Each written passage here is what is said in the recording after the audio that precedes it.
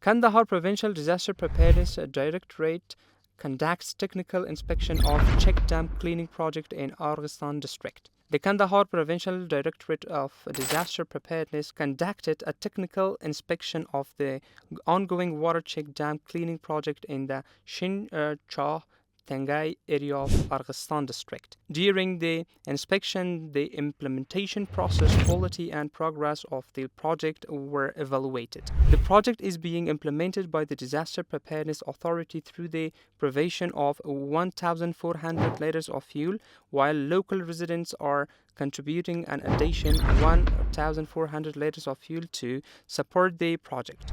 In addition, the machinery required for implementing the project has been provided by the Ministry of Interior, which has helped speed up the cleaning process. Upon completion of this project, around 100 families from 4 villages, 4 mosques, and nearly 300 water wells in Arghistan district will directly benefit from it. The project will also improve water management, reduce flood risks, protect our agricultural lands, and increase water-strong capacity, which will have a positive impact on local agriculture and the economic condition of residents.